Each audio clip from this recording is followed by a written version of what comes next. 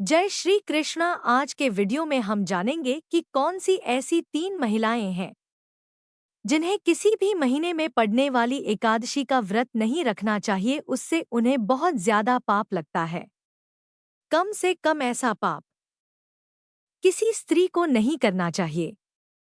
आइए जानते हैं एकादशी के व्रत में कौन कौन सी सावधानी बरतनी चाहिए। वीडियो शुरू करने से पहले आपसे एक अनुरोध है, अगर आप लोगों ने चैनल को सब्सक्राइब नहीं किया है तो चैनल को सब्सक्राइब कर दीजिए ताकि श्री हरि विष्णु जी और माता लक्ष्मी आपके साथ सदैव बनी रहे।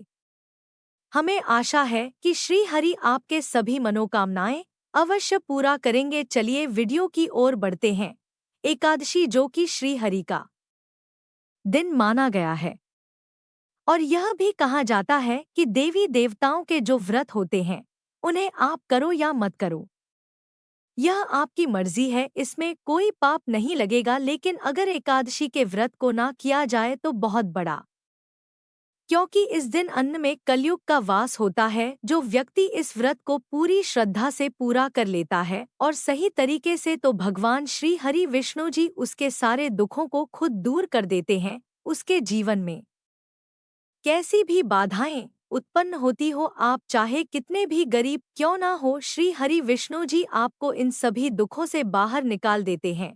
जैसे मानो एक जादू तरीके से श्री हरि विष्णु जी आपका हाथ पकड़ लिया हो और आपको शुभ फल देते जा रहे हो। लेकिन यह तब संभव है जब आप इस व्रत को सही तरीके से करें, क्योंकि अगर सच्ची श्रद्धा ना हो तो आप इस व्रत को भूल जाओ, क्योंकि शास्त्रों में इस व्रत की महिमा बहुत बड़ी बताई गई है। इस व्रत को करने वाला व्यक्ति माता लक्ष्मी की कृपा मिलता है। लेकिन इसी के साथ ही घर में ऐसे 3 महिलाएं होती हैं जिन्हें एकादशी का व्रत गलती से भी नहीं रखना चाहिए, अन्यथा श्री हरि क्रोधित हो जाते हैं और माता लक्ष्मी रुष्ट हो जाती है। और अगर आप इस चैनल के सब्सक्राइबर हैं तब तो आप यह वीडियो देखकर और गलतियों के सुधार कर सकते हैं, अन्यथा ऐसी गलती करने वालों को नर्क में भी जगह नहीं मिलती है। हम एकादशी पर किए जाने वाले विशेष उपाय बताएंगे जिससे आपकी आर्थिक स्थिति में भी सुधार होगी, जिसके कारण माता लक्ष्मी दोनों हाथों से आपके जीवन में धन की वर्षा करेगी। यह उपाय एकादशी के दिन ही करना होता है। पहले जानते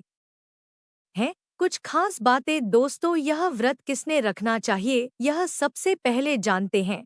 नंबर 1, क्या तलाकशुदा औरत एकादशी का व्रत रख सकती है? तो यह व्रत सच्ची श्रद्धा और भक्ति भाव से किया जाता है। पुराणों में कहा जाता है कि पति पत्नी मिलकर जब व्रत को पूरा करते हैं तो कई शक्तियां एक साथ जुड़ जाती हैं और महासहयोग। ऐसे पुराने में बताया जाता है कि अगर पति पत्नी किसी कारणवश अलग हो गए हैं और ऐसी स्थिति में आप पति से अलग होकर एकादशी का व्रत रख रही है तो दूसरों का अपमान माना जाता है, क्योंकि यह व्रत भक्ति भाव को दर्शाता है। खासकर पति पत्नी जब एकादशी का व्रत अपनाते हैं तब दोनों को श्री हरि और माता लक्ष्मी के रूप में स्थान प्राप्त होता है। पति श्री हरि और पत्नी मां लक्ष्मी के स्वरूप में मानी जाती है। और ऐसे में अगर आप अपने पति से अलग हैं और एकादशी का व्रत करते हैं तो इस घोर पाप माना जाता है। श्री हरि क्रोधित हो जाते हैं और आपका व्रत भंग का हो जाता है। इसलिए तलाकशुदा औरत को एकादशी का व्रत कभी नहीं करना चाहिए। व्रत आप तभी करें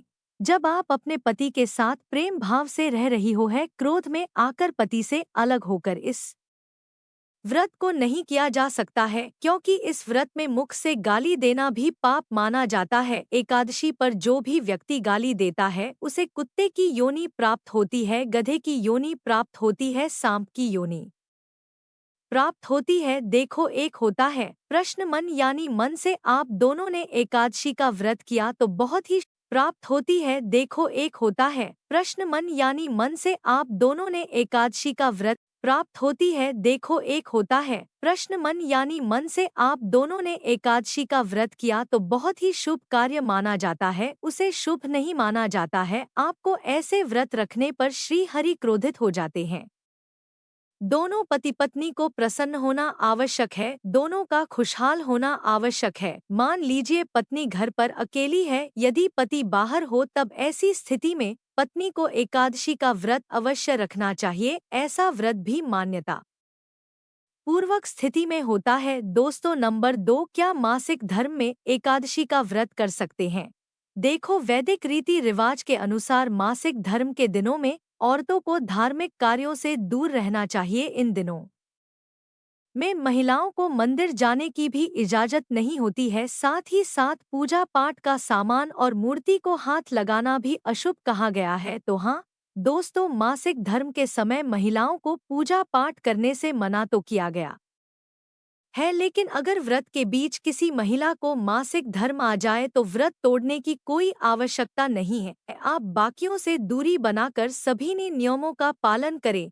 पूजा पाठ से दूरी बनाकर अन्य नियमों का ठीक वैसे ही पालन करें जैसे कि हर दिनों में करती है। ऐसे में आप पूजा पाठ किसी दूसरे से कर सकते हैं। इससे भी आपको व्रत का उतना ही फल मिलेगा जो शास्त्रों में बताया जाता है, क्योंकि यह प्राकृतिक का चक्र है। इसमें इंसान का कोई हाथ नहीं होता और ना ही इसमें कुछ गलत है। किसी भी कार्य या ईश्वर के प्रति आस्था इंसान के मन और विचारों से जुड़ा हुआ है। शरीर तो सिर्फ एक जरिया है। इसलिए पूरी माँ और श्रद्धा से महामारी के दिनों में भी आप अपनी परंपराओं को बरकरार रखकर सभी नियम और कानून का पालन कर सकती है। दोस्तों, अब बात करते हैं नंबर 3 की, क्या कोर्ट मैरिज करने वाले एकादशी का व्रत कर सकते हैं? देखिए, खास तौर से सुहागिन महिला के लिए एकादशी का पूजा बहुत ही मायने रखता है। एकादशी का व्रत पूर्ण रूप से करने से वैवाहिक जीवन, उच्च संतान की पूर्ति, धन दौलत, मोक्ष प्राप्ति सब हासिल हो जाता है और पति पत्नी को 7 जन्मों तक का साथ भी मिल जाता है। लेकिन क्या आप जानते हैं, अगर आपने हिंदू रीति रिवाज के साथ साथ फेरे नहीं लिए हैं तो आप पवित्रा एकादशी का व्रत भूलकर भी नहीं रख सकती। इसकी कथा सुना भी आपके लिए पाप के समान होता है। इस अवस्था में आप एकादशी का व्रत कभी भी नहीं करें। आप एकादशी के व्रत से दूर रहे बगैर 7 तेरे लिए कोई भी महिला या पुरुष एकादशी पूजा व्रत नहीं कर सकते। शास्त्र में इस बात की कटाई मन ही है। अगर आपने कोर्ट मैरिज भी की है तो फिर भी आप एकादशी पूजा करने में सक्षम नहीं है। पहले आप 7 फेरे ले ले, तभी आप एकादशी की पूजा या व्रत करने योग्य है। 7 फेर लेने के बाद आप किसी भी धार्मिक कार्य में शामिल भी हो सकते हैं। आप करवा चौथ का व्रत भी कर सकते हैं। दोस्तों, और अगर आप शास्त्रों के विरुद्ध ऐसा करते हैं तो घोर पाप लगता है। तो दोस्तों, यह थे बहुत 3 औरतें जिन्हें एकादश का व्रत भूलकर भी नहीं करना चाहिए, अन्यथा श्री हरि और माता लक्ष्मी क्रोधित हो जाते हैं और काफी परेशानियां होने लग जाती हैं।